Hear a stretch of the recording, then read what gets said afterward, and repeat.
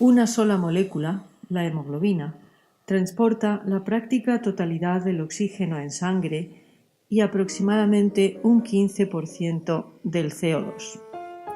En cada ciclo circulatorio, la hemoglobina pasa por dos ambientes radicalmente distintos. En los pulmones, la cantidad de oxígeno que la sangre recibe del gas alveolar es muy alta, mientras que la presencia de CO2 es muy pequeña. Aquí, la hemoglobina tiene la función de captar rápidamente oxígeno, mientras que libera CO2 para ser eliminado al exterior. En los tejidos, sin embargo, la cantidad de oxígeno es muy pequeña y abunda el CO2 producido por el metabolismo tisular. Aquí la hemoglobina debe cambiar y liberar todo el oxígeno que pueda al tiempo que capta ávidamente CO2. Por supuesto, el cambio en los gradientes de ambos gases determina el sentido de la reacción, captación o liberación. Pero hay algo más. Estamos hablando de los efectos Bohr y Haldane.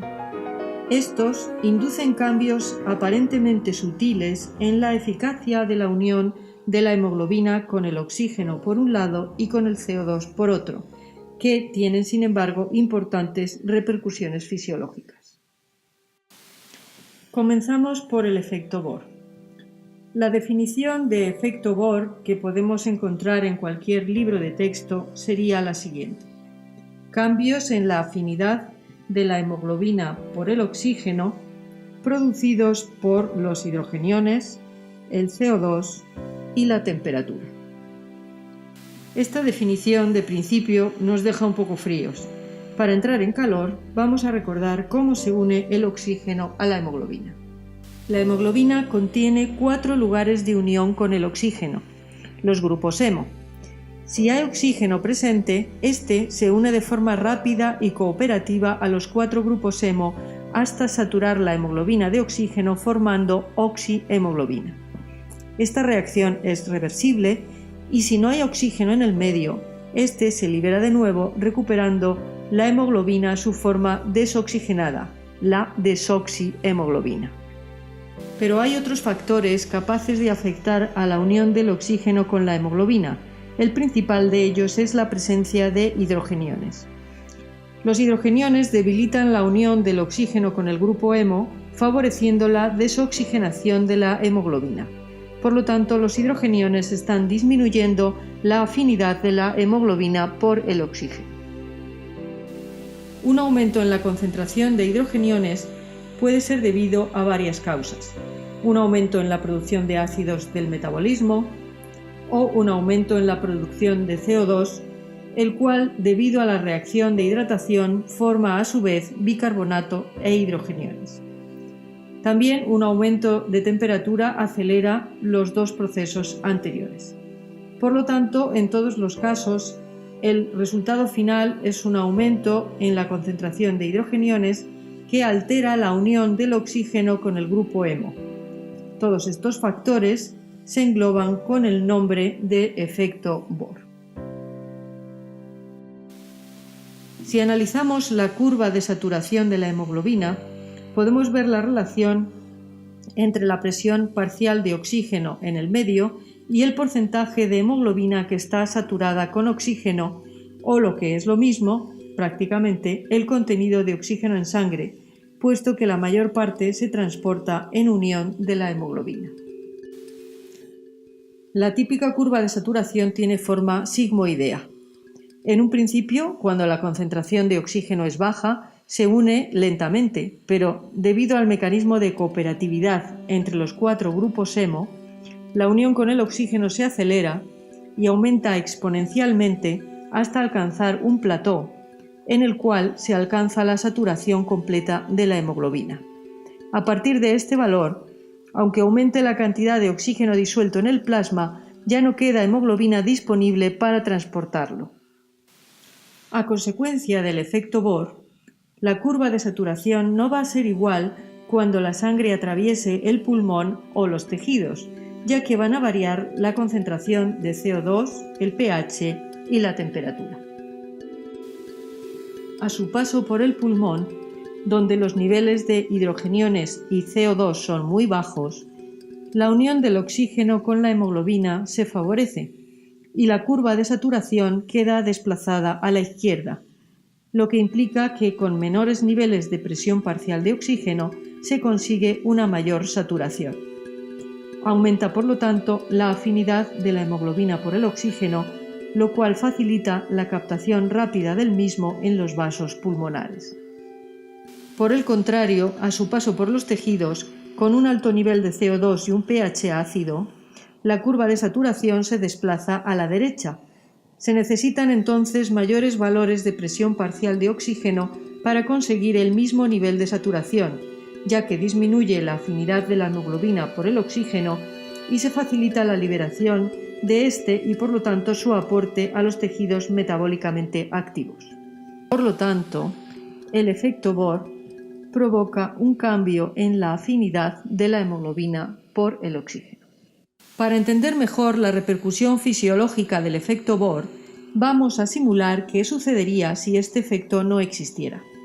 Para ello, vamos a representar la curva de saturación de la hemoglobina y en ella vamos a fijarnos en dos puntos fisiológicamente importantes.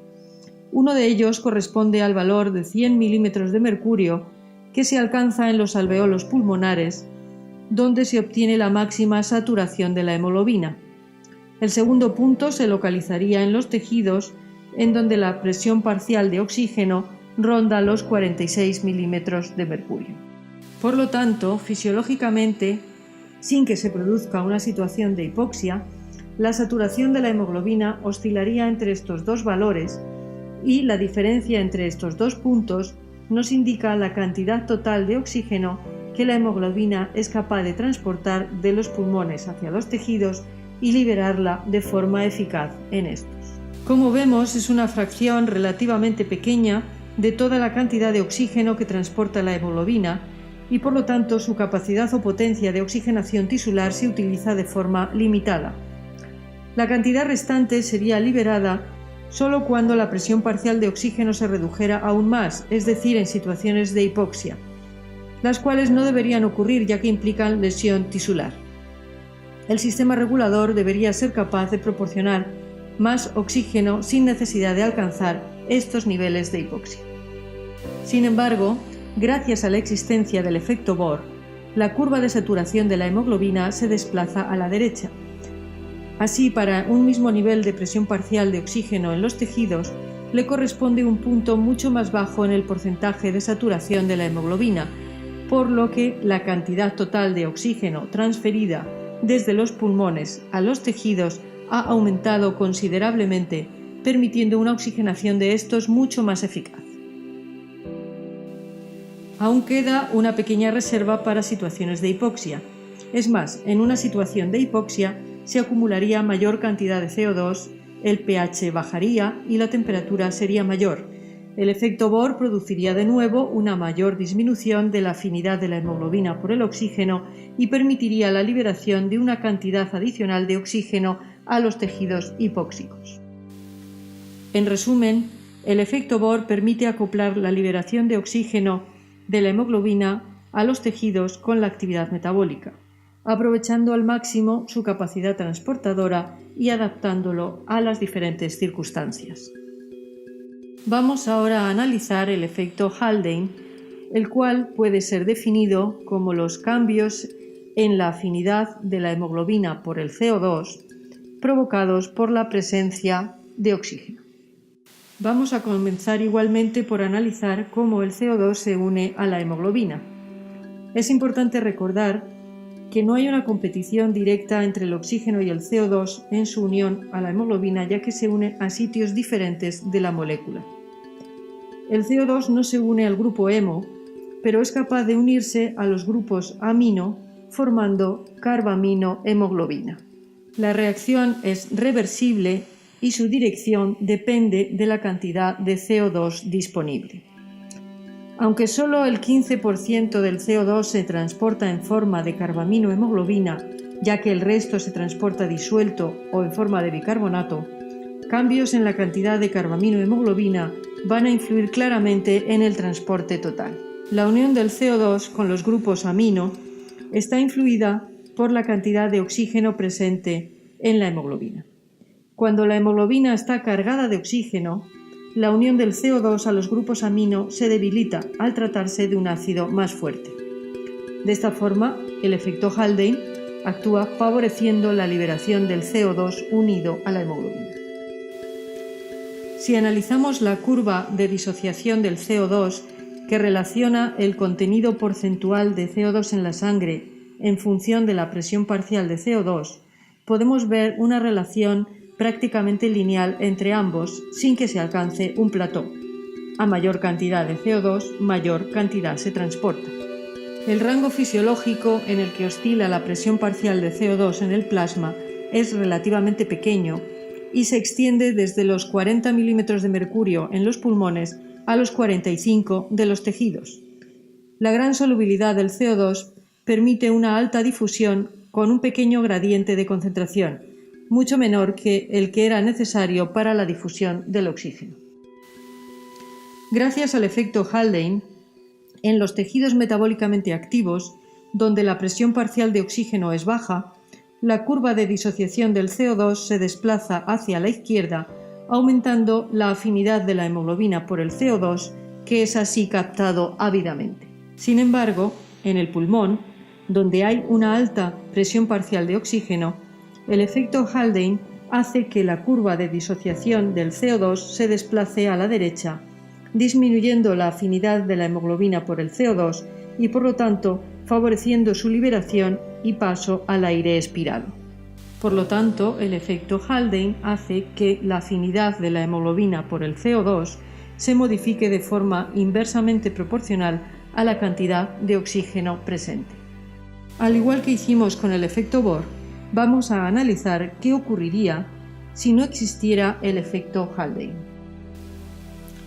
En la curva de disociación del CO2, que relaciona el contenido de CO2 en la sangre con la presión parcial de CO2, podemos localizar los puntos que corresponden al rango fisiológico de presiones parciales de CO2 que van desde los pulmones hasta los tejidos. Podemos proyectar estos puntos al eje de ordenadas y obtener así la cantidad efectiva de CO2 que es transferida en cada ciclo circulatorio desde los tejidos a los pulmones para su eliminación. Y como vemos, esta cantidad es relativamente pequeña.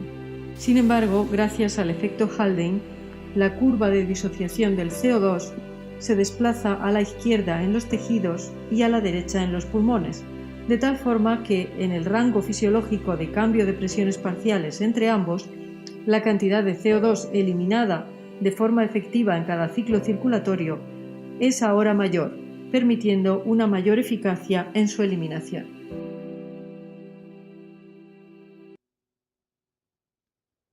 Y ahora vamos a convertir todos estos conceptos en un cuento animado, para facilitar su comprensión.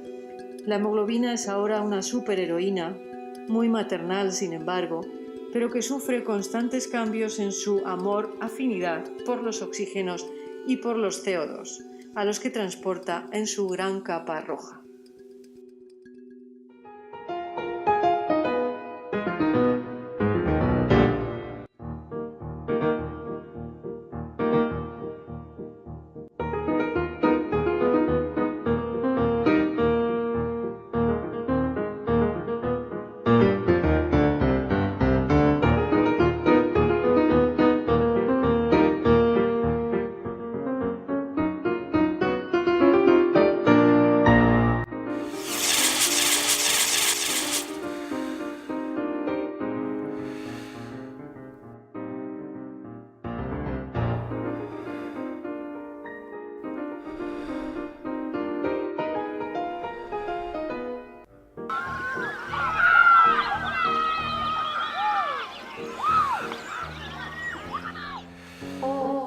Oxígenos y no hay CO2.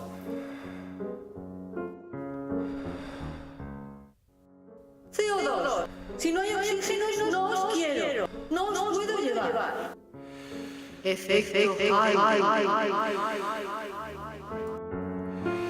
¡marchaos!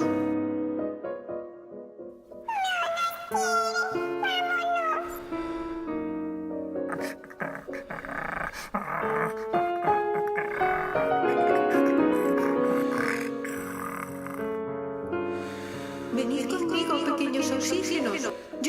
cuidaré.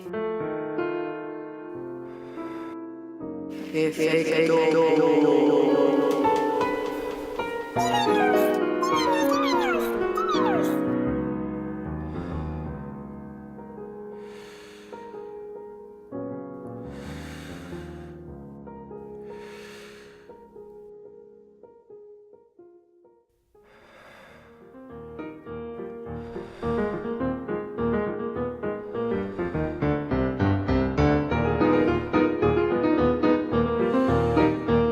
Venga, a vuestros sitios.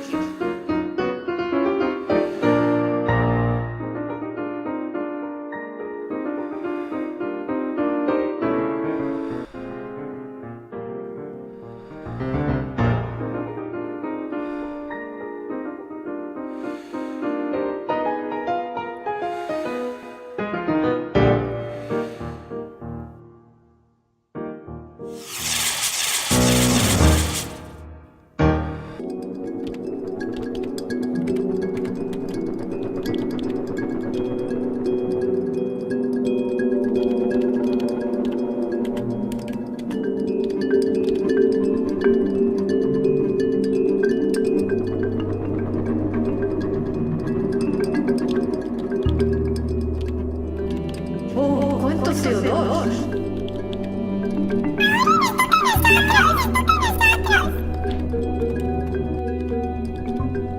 Oxígenos. Ahora debéis iros. Efecto.